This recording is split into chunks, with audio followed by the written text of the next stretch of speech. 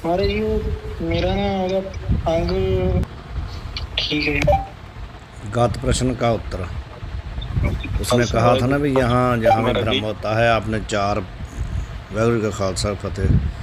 शिष्य ने कहा कि जहाँ जहाँ भी भ्रम होता है आपने चार मत बताए हैं, उसमें से कौन सा मत श्रेष्ठ है मेरे को वो बताइए। तो उसी को लेकर के उसका उत्तर दे रहे हैं। अब चार मत जो है ना गुरु जी उनका चारों का खंडन करके बताएंगे ना, ये चार ही नहीं सही हैं, पांचवा बताएंगे अपना। तो पहला मत जो बता रहे हैं, जो सबसे खीर में आया था ना, अख्याति। अख्याति ने उन तीनों का खंडन किया, अख्याति मत वाले ने। अब ये उसका अख्याति का भी खंडन कर देंगे।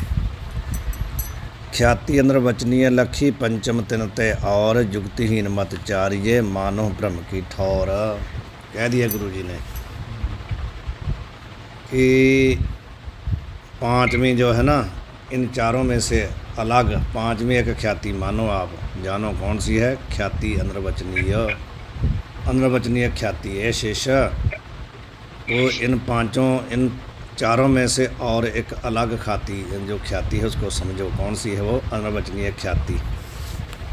युक्तिहीन मति चार्य, जो चार मत चार्य, जो चार मत पीछे कहे है ना, ये कहते हैं युक्तिहीन है, कोई इनका दृष्टांत नहीं है, युक्ति से घटते नहीं हैं, खंडन हो जाते हैं। मानो भ्रम की ठौर, जहाँ भी भ्रम की ठौर भाव जगह है ना, कहीं भी भ्रम, वहाँ पर पांचवी जो अनर्वचनीय ख्याति है उसको तुम मानो। ये चारे मत युक्तिहीन है, युक्ति भाव दृष्टांत जब लाएंगे तो ये खंडन हो जाएंगे। या इनके पास तर्क नहीं है सिद्ध करने के लिए। टीका है शिष्य तिन चारी ख्यातियन तैं और ही ब्रह्म की ठौर अनर्वचनीय ख्याति पंचम लाख भाव समझ। और असत ख्याति, आत्म ख्याति, अन्यथा ख्याति और अख्याति, ये चार ही मत युक्तिहीन हैं। अब बता रहे हैं जैसे उत्तर मत निरूपण में तीन मत असंगत कहे। जब दूसरा उसने पहले का खंडन किया, जब तीसरा उसने दूसरे का किया, तो तीनों एक दूसरे का खंडन कर दिए ना। तो कह रहे हैं कि जैसे उत्तर जो है उसने पहले का खंडन किए ना, उसी प्रकार अख्याति मत भी असंगत है। अख्याति ने उन तीनों का खंडन कर दिया, तो यह कहते हैं अख्याति मत भी असंगत है। काहे थे? यह सर्प है यहाँ ज्ञान में। अख्याति वाले ने कहा भी यहाँ वहाँ पर दो प्रकार का ज्ञान होता है, जैसे रज्जू में सर्प है। एक तो ज्ञान होता है कि यह, और दूसरा ज्ञान होता सर्प है। तो उसी को बता रहे हैं कि प्रथम यह अंश और रज्जू का सामान्य ज्ञान प्रत्यक्ष है। जो प्रथम अंश बताया ना यह तो रज्जू का प्रत्यक्ष सामान्य ज्ञान है, और दूसरा सर्प है, इतना अंश पूर्व दृष्ट सर्प का सिमरण ज्ञान है। ये स्मृति ज्ञान हुआ। तो दोनों ज्ञान सच्चे हुए ना। स्मृति उसी की होती है जो कभी आपने देखा है।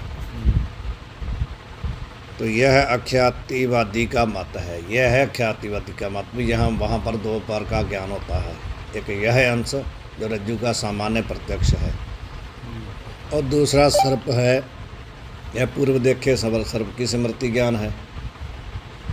तहाँ पूर्व दृष्ट सर्प का स्मरण ही माने और सन्मुख रज्जु देश में सर्प का ज्ञान नहीं माने, तो सन्मुख रज्जु तैं पुरुष को भय हो के उल्टा भागे है। सो भय और भागना नहीं हुआ चाहिए। अब ये कह रहे हैं भी जो अख्याति वाले ने दो ज्ञान कहे ना, उसमें से यदि वहाँ पर आप जो पहले सर्प देखा था ना, उसकी केवल स्मृति मानो भी हुई है, वहाँ पर रज्जु का सन्मुख जो ज्ञान है ना उसको मत मानो आप। सर्प वहाँ ज्ञान जो सर्प का है वही मानो। तो फिर क्या होगा? पूर्व में जो देखा था उसकी स्मृति यदि मानते हो तो कहते फिर उस सर्प को देख करके भय नहीं होना चाहिए और आदमी को भागना होनी चाहिए।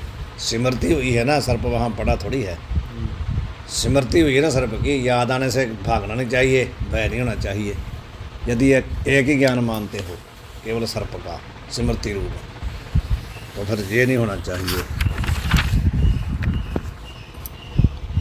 और जानते सन्मुख रज्जु देश में ही सर्प की प्रतीति होवे है, पूर्व दृष्टि सर्प की नहीं, स्मृति नहीं। कहते ऐसा होता नहीं है, वहाँ भय भी लगता है, आदमी भागता भी है। यदि केवल पूर्व सर्प की स्मृति मानो ना वहाँ, तो ये दोनों काम होने नहीं चाहिए, लेकिन होते हैं। इसलिए पता चलता है कि रज्जु में ही सर्प प्रतीत होता है, स्मृति नहीं होती है, रज्जु ही सर्प रूप में प्रतीत हो रही है। इसलिए एक तो ये बात। दूसरी, रज्जु का विशेष रूप तय यथार्थ ज्ञान हुए तय अनंतर ऐसा बाद होवे है, मेरे को रज्जु में सर्प की प्रतीति मिथ्या होती भई। यदि रज्जु का किसी को विशेष रूप से ज्ञान हो जाता है तो उसको बाद में क्या अनुभव होता है कि मेरे को ऐसे इसमें भ्रांति हो गई थी कि इसमें सर्प है, सर्प था नहीं, ऐसा ज्ञान होता है ना।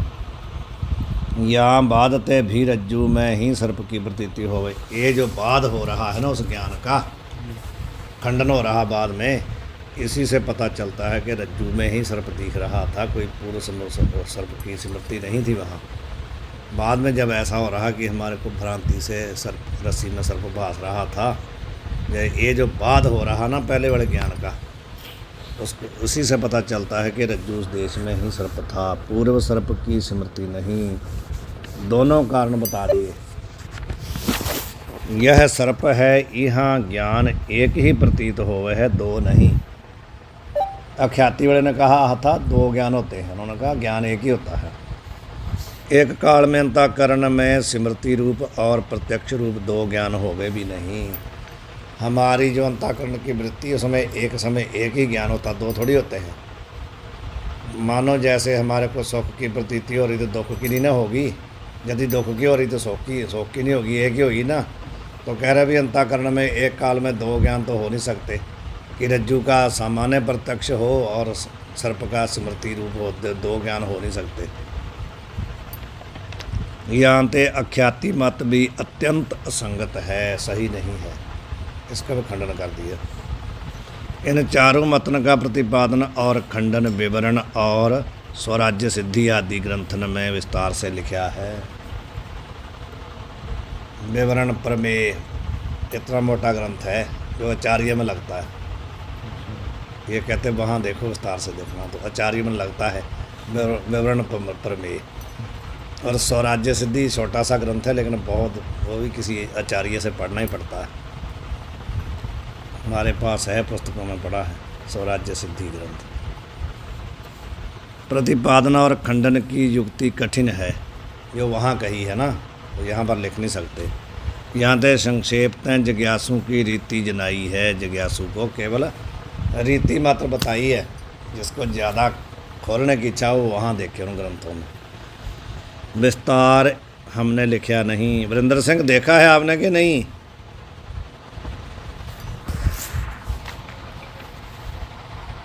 स्वराज्य सिद्धि देखा है कि नहीं? स्वराज्य सिद्धि छोटा है, विवरण प्रमेय तो आचार्य में लगता है। विवरण प्रमेय मोटा है वो। ठीक है, वेदांत के विषय में। हाँ, दोनों वेदांत के ही हैं। ये वाला खोल के वहीं मिलेगा आपको, अख्याति वाला। अब ये तो बात, हाँ जी, ये कह रहे हैं भी दोनों टाइम में दोनों ज्ञान एक टाइम में नहीं रह सकते, पर प्रत्यक्ष तो पहले हुआ ना। पहले कहाँ हुआ? अभी जैसे रस्सी को हमने देखा उसी समय दो ज्ञान कह रहा है ना अख्याति वाला। जैसे रस्सी को हमने देखा तो वो कह रहा है कि एक तो वहाँ रस्सी का सामान्य रूप से प्रत्यक्ष हो रहा है और पूर्व देख के सर्प की स्मृति हो रही है, वो कह रहा ख्याति वाला। तो ये कहते हैं, इन्होंने दोनों का खंडन किया ना कि यदि वहाँ एक ज्ञान, ये मानो कि वहाँ पूर्व सर्प की जो दृष्टि स्मृति रूप ज्ञान है, तो फिर भय नहीं होना चाहिए, वहाँ से आदमी को भागना नहीं चाहिए। स्मृति से थोड़ी कोई भाग जाएगा जी। वो तो प्रत्यक्ष हमारे को सर्प दिखा है ना वहाँ, इसलिए भय हुआ, इसलिए हम भागे हैं वहाँ से। दूसरा कारण उन्होंने बताया कि यदि वहाँ रज्जु का विशेष रूप से किसी को ज्ञान हो जाता है तो उसको सर्प की निवृत्ति हो जाती है। दोनों ही कारण बताए ना उन्होंने जी। तो इसलिए कह रहे हैं भी एक काल में एक ही ज्ञान होता है। मैंने जैसे आपको बताया कि जैसे जिस समय हमारी सुखाकार वृत्ति होती है उस समय दुखाकार नहीं होती, जिस समय दुखाकार होती है उस समय सुखाकार, दो ज्ञान ही ना हो सकते। कभी नहीं हो जी। सकती, यही बात है। ये तो 4 मत उनके बताए। अब जो सिद्धांत में अनिर्वचनीय ख्याति जो है उसको बता रहे हैं। 5वीं सिद्धांत में अनिर्वचनीय ख्याति है, ताकि यह रीति है, उसकी रीति बताते हैं वो कैसी। अंतःकरण की वृत्ति नेत्र आदि द्वारा निक्ष कै विषय के समान आकार को प्राप्त हुए हैं। जब भी कोई विषय का हमने प्रत्यक्ष करना होता तो क्या होता है, अंतःकरण की हमारी वृत्ति निकलती है। रूप का प्रत्यक्ष करेंगे तो आँखों से जाएगी, यदि शब्द का प्रत्यक्ष करेंगे तो कानों से जाएगी। जैसे का भी अपने प्रत्यक्ष करना उसे इंद्रिय से निकलेगी ना अंतःकरण की वृत्ति, और वहाँ पहुँच जाएगी, और जैसा विषय होएगा उसे आकार की हो जाएगी। मानो हमने सामने हमारे कोई 4 कोने वाली वस्तु पड़ी है, तो जब हमारी वृत्ति निकली तो 4 कोने वाली हो जाएगी। कोई गोल वस्तु पड़ी है गोलाकार, तो उसी की हो जाएगी ना उसी प्रकार की। तांते विषय का आवरण भंग होए कि जब हमारी वृत्ति वहाँ पहुँची तो उस विषय का जो पर्दा था ना, आवरण था, वो भंग हो गया। विषय हमारे को प्रत्यक्ष दिखने लग गया, भी ऐसा है, 4 कोने वाला है या गोल मोल है, हो गया ना। आवरण भंग होए के ताकि प्रतीति हो, उसकी प्रतीति हो जाती विषय की। तहाँ प्रकाश भी सहायक होवे है, प्रकाश बिना पदार्थ की प्रतीति होवे नहीं। केवल वृत्ति हमारी तो रात को भी हम बाहर घूमते हैं ना, रात को सभी चीज़ें प्रत्यक्ष नहीं होती, क्योंकि वहाँ प्रकाश भी चाहिए। रात को भी तो वृत्ति निकलती है, लेकिन उनको दिखता नहीं सामने, क्योंकि प्रकाश नहीं है। जहाँ रज्जु में सर्प भ्रम होवे है, तहाँ अंतःकरण की वृत्ति नेत्र द्वारा निष्क्रिय भी और रज्जु से का संबंध भी होवे, परंतु तिमरादि दोष प्रतिबंधक हैं। जाते रज्जु के समानाकार वृत्ति का स्वरूप होवे नहीं, जाते रज्जु का आवरण नाशे नहीं। अब ये तो बात सामान्य बताई कि जब वृत्ति निकलती है तो जैसा विषय होता है उसके आकार की हो जाती है, पर साथ में प्रकाश भी चाहिए। तो यहाँ देखो जो दृष्टांत देना है रज्जु सर्प का, जब हमारी वृत्ति निकली मानो तो वहाँ पर पहुँची, उसका संबंध तो हुआ रज्जु के साथ, लेकिन अंधेरा था, रज्जु के आकार की नहीं हुई ना, तो इसलिए रज्जु का आवरण भंग नहीं हुआ। जो ऊपर पर्दा पड़ा था ना, वृत्ति का संबंध भी हुआ उसके साथ, लेकिन प्रकाश नहीं है तो उसके आकार की नहीं हुई। रज्जु के आकार की हो जाती फिर तो रज्जु का भ्रम हट जाता। रज्जु पर पहुँच भी गई है लेकिन अंधेरा है, इसलिए रज्जु के आकार की नहीं हुई, आवरण भंग नहीं हुआ। जब नहीं हुआ इस रीति से आवरण भंग का निमित्त वृत्ति का संबंध हुए, तय भी जब रज्जु का आवरण भंग होवे नहीं, तब रज्जु चेतन में स्थित अविद्या में क्षोभ हो के सो अविद्या सर्पाकार परिणाम को प्राप्त हुए है। हुआ क्या फिर, रज्जु का सर्प कैसे बना? रज्जु का कहते आवरण भंग हुआ नहीं। जब आवरण नहीं भंग हुआ तो रज्जु चेतन में स्थित जो अविद्या थी ना, रज्जु चेतन का समझते हैं, रस्सी जिस चेतन में पड़ी है, रस्सी भी किसी चेतन में ही है ना, रस्सी का अधिष्ठान कौन है? चेतन, उसको कहते हैं रज्जु चेतन। तो उस चेतन के आश्रित अविद्या भी तो रहती है ना, वहाँ अविद्या चेतन के आश्रित रहती है। तो जब वृत्ति ने आवरण भंग नहीं किया तो क्या हुआ, जो रज्जु चेतन में स्थित थी ना अविद्या, वो सर्पाकार वही हुई है और कुछ नहीं हुआ, अविद्या का ही सर्प बना है। आवरण भंग हुआ नहीं। जब आवरण नहीं भंग हुआ तो जो रज्जु चेतन के आश्रित अविद्या थी उसमें हुआ क्षोभ, यानी चंचलता हुई। वृत्ति जो जले जाती भंग कर देती तब तो नहीं थी, उसमें क्षोभ का अर्थ होता है उसको हिलना जुलना, चिंता होनी, चंचलता होनी। वो अविद्या ही सर्प का आकार धारण करेगी और वहाँ सर्प कोई नहीं है। सो अविद्या का कार्य सर्प सत होवे तो रज्जु के ज्ञान से ताका बाद होवे नहीं। जो अविद्या का कार्य है ना वो सर्प, यदि वो सच्चा हो तो उसका बाद नहीं होना चाहिए। और बाद होवे है, बाद तो हो जाता है जब रज्जु का ज्ञान होगा तो उसका बाद हो गया। अविद्या का कार्य था लेकिन सत्य नहीं था, जानते सत्य नहीं, इसलिए इसको सत्य नहीं मान सकते। और असत्य होवे तो बंध्या पुत्र की नहीं प्रतीति नहीं होवे। यदि असत्य होता कभी हुआ ही ना होता वहाँ, तो बंध्या के पुत्र की तरह उसकी प्रतीति नहीं होनी चाहिए, लेकिन प्रतीति होती है।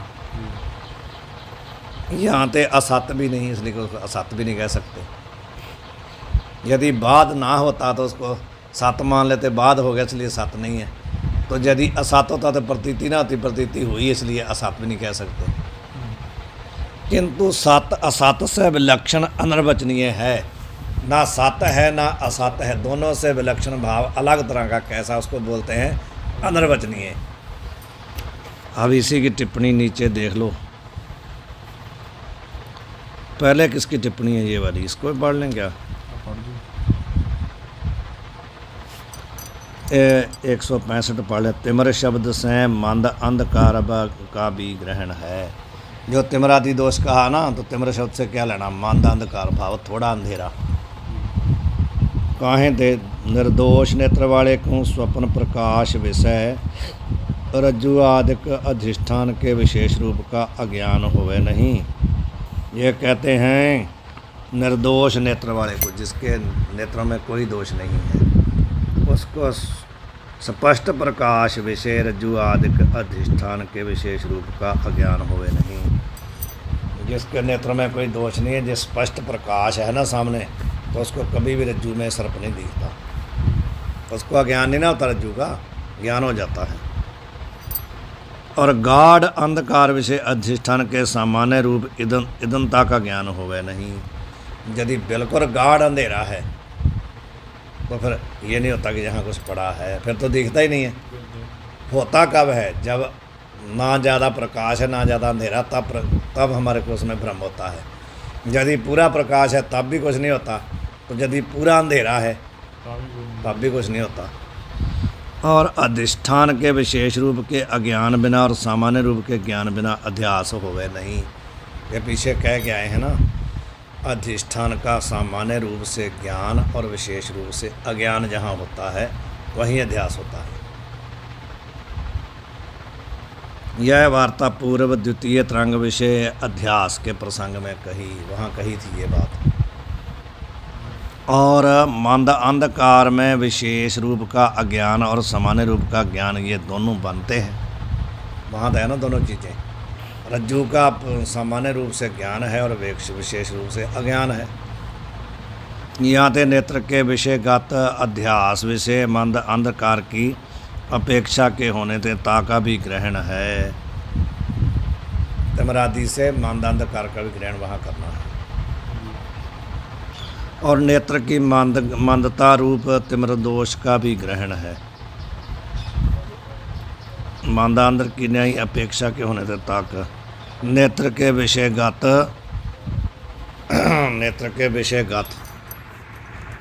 नेत्र का विषय है जो सामने विषय पड़ा है, वस्तु पड़ी है, उसमें स्थित जो अध्यास, उस अध्यास में मंद अंधकार की अपेक्षा के होने तेंता का भी ग्रहण है। और नेत्र की मंदता रूप तिमर दोष का भी ग्रहण है। मंद अंधकार का भी वहाँ ग्रहण है और नेत्र में जो दोष है उसका भी ग्रहण है। तिमर से दोनों शब्द लेना, एक तो थोड़ा सा अंधेरा जो उसको भी लेना, और जो नेत्र में दोष है उनको भी लेना, दोनों का ग्रहण है। दोनों में से एक होवे जब भ्रम होवे है, दोनों में से एक होवे जब भ्रम होवे है। और आदि शब्द करी कामलादिक नेत्र रोग का ग्रहण है। नेत्र में कई दोष होते हैं ना नेत्रों में, उसमें सब तिमर आदि से सब ले लेना जितने नेत्र के दोष हैं। ये कहते हैं दोनों में से एक होवे जब भ्रम होवे है, जो बताए हैं ना, जहाँ तो तिमर का दोष जहाँ अंधकार, जहाँ तो नेत्र का दोष जहाँ अंधकार, दोनों में से एक होता है तो तब भ्रम होता है। बस ऊपर चलें अब, नहीं ये तो है अब नीचे अनिर्वचनीय ख्याति की यही है। यहाँ यह शंका है सत से विलक्षण असत है, ताकू असत से विलक्षण कहना विरुद्ध है, और असत से विलक्षण सत है, ताकू सत से विलक्षण कहना विरुद्ध है। शंका ये हुई कि आप कहते हैं कि सत और असत से विलक्षण, तो सत से विलक्षण क्या है? असत, और असत से विलक्षण क्या है? सत। तो कहते हैं इसलिए ये कहना आपका सही नहीं है कि सत असत से विलक्षण, सत से विलक्षण असत हुआ, असत से विलक्षण सत हुआ, तो फिर और क्या चीज़ है? और सत असत से भिन्न तृतीय पदार्थ का अभाव है। तीसरा पदार्थ तो है ही नहीं यहाँ कोई। जहाँ सत है जहाँ असत है, उससे तीसरा कौन है। यहाँ ते अनिर्वचनीय शब्द के अर्थ की उपलब्धि ही नहीं है, प्राप्त नहीं होता अनिर्वचनीय शब्द। कोई तीसरी वस्तु हो तो हम कहें भी अनिर्वचनीय है, कहते तीसरी वस्तु तो है ही कोई नहीं है, जहाँ सत है जहाँ असत है। तो इसलिए जो आपका अनिर्वचनीय शब्द है ना, उसकी जहाँ उपलब्धि नहीं होती, प्राप्ति नहीं होती है। या शंका का यह समाधान है। त्रिकाल अबाध्य सत कहिए है, ता से विलक्षण कहने कर बाध्य योग का ग्रहण है। सत्य किसको कहते हैं? त्रिकाल अबाध्यत्वम सत्यत्वम, जिसका तीनों कालों में बाध ना हो उसको कहते हैं सत्य। ता से विलक्षण, जब उससे विलक्षण कहा तो उसका अर्थ क्या हुआ? बाध योग्य। सत्य से विलक्षण कौन वस्तु है? बाध योग्य वस्तु, जिसका बाध हो जाए, पहले दिखती हो बाद में बाध हो जाए, उसका ग्रहण है। जहाँ पर सत्य से विलक्षण शब्द से लेना है बाध योग्य वस्तु, जिसका बाध हो जाए, निवृत्ति हो जाए जिसकी। और स्वरूपहीन बंध्या पुत्रादिक असत कहिए हैं। तो असत किसको कहते हैं? जो स्वरूपहीन है, बंध्या पुत्रादि, खरगोश के सींग हैं, बंध्या पुत्र है, आकाश में पुष्प है, इनका स्वरूप ही नहीं ना है। इन जो स्वरूपहीन वस्तु उसको कहते हैं असत। तो ता से विलक्षण कहने कर स्वरूपवान का ग्रहण है। सत से विलक्षण कहने से क्या हुआ? बाध योग्य। असत से विलक्षण कहने से क्या हुआ? स्वरूपवान वस्तु। तो अनिर्वचनीय से क्या लेना है? स्वरूपवान बाध योग्य। समझ गए? स्वरूपवान बाध योग्य, ये अर्थ हुआ ना, समझ गए? सत से विलक्षण हुआ बाध योग्य, असत से विलक्षण हुआ स्वरूपवान, स्वरूप वाला। तो दोनों को मिला के क्या अर्थ हुआ? स्वरूपवान बाध योग्य। समझ आई? यहाँ पे बाध योग्य स्वरूपवान अनिर्वचनीय पदार्थ है, वही कह दिया ना। असत से विलक्षण का अर्थ क्या हुआ? स्वरूपवान। तो क्या अर्थ पूरा बना? स्वरूपवान बाध योग्य स्वरूपवान अनिर्वचनीय पदार्थ है। अनिर्वचनीय का अर्थ क्या हुआ? स्वरूपवान बाध योग्य। समझ आ गई कि नहीं? घट गया कि नहीं? दिमाग लगाओ ना बीच में। कहते हैं सत से विलक्षण क्या है? सत से विलक्षण का अर्थ क्या हुआ? तो कहते हैं सत उसको बोलते हैं जो तीनों कालों में नाश ना हो। तो उससे विलक्षण कहने से अर्थ क्या निकला? बाध योग्य वस्तु, जिसका बाध हो जाए। सत तो जिसका बाध ना हो तीनों कालों में, उससे विलक्षण क्या होगा? जिसका बाध हो जाए। समझ आई कि नहीं? तीनों कालों में निवृत्ति ना हो, बाध ना हो, तो उससे विलक्षण वो पदार्थ है जिसका बाध हो जाए। जो एक काल में दिखता है, दूसरे काल में उसका बाध हो जाए। तो विलक्षण का अर्थ असत से विलक्षण हुआ बाध योग्य वस्तु। तो कहते फिर असत से विलक्षण क्या हुआ? कहते पहले असत को समझो। असत कहते किसको हैं? असत कहते हैं जो तीनों कालों में है ही नहीं। जैसे बंध्या पुत्र है, उसको कहते हैं असत। तो कहते हैं उससे विलक्षण क्या हुआ? तो जो तीनों कालों में है ही नहीं, उसका रूप नहीं ना है। तो कहते इससे विलक्षण हुआ स्वरूपवान, जिसका कोई रूप है। तो दो चीज़ें निकली ना। सत से विलक्षण उसको कहते हैं जिसका बाध हो जाए, असत से विलक्षण उसको कहते हैं जिसका कोई रूप हो। तो कहते फिर अनिर्वचनीय शब्द का क्या अर्थ हुआ? तो कहते हैं अनिर्वचनीय का अर्थ हुआ बाध योग्य स्वरूपवान वस्तु। समझ आई? स्वरूप वाली वस्तु हो, बाध हो जाए, उसको कहते हैं अनिर्वचनीय। जैसे सर्प, सर्प है जो सर्प जो हमारे को दिखा, उसका रूप दिखा ना हमारे को, तो स्वरूपवान हुआ और ज्ञान होने के बाद बाध हो गया। तो क्या हुआ? अनिर्वचनीय। समझ गए? स्वरूपवान बाध योग्य वस्तु क्या है? सर्प है कि नहीं? स्वरूप भी है, उसका दिख रहा हमारे को, और बाध भी हो गया। जब रस्सी का ज्ञान होगा तो उसका बाध हो गया। तो सत असत से विलक्षण हुआ ना वो। तो सत विलक्षण जो वस्तु होती है उसको बोलते हैं अनिर्वचनीय। तो अनिर्वचनीय शब्द का कोई आपको अर्थ पूछे क्या, तो आप कहेंगे स्वरूपवान बाध योग्य वस्तु। यही सब कंठ करने वाले होते हैं शब्द, इनका अर्थ क्या है, सत का अर्थ क्या है, असत का क्या है, अनिर्वचनीय का क्या अर्थ है। तैसा प्रपंच और सर्पा रज्जु सर्पादक है। अनवचनीय कहते हैं जो अनवचनीय है ऐसा कौन है? प्रपंच और रज्जु सर्पादि जो पदार्थ हैं ये सब। प्रपंच भी अनवचनीय है क्योंकि अब दिख रहा है ना वर्तमान में। जब प्रलय आ जाएगी तो नहीं दिखेगा ना, जब हमारे को ज्ञान हो जाएगा तो नहीं दिखेगा, बाद हो जाएगा। स्वरूपवान तो है जगत, लेकिन ज्ञान होने के बाद उसकी निवृत्ति हो जाती है। तो इसलिए ये प्रपंच भी अनिर्वचनीय है और रज्जु सर्पादि भी अनिर्वचनीय है।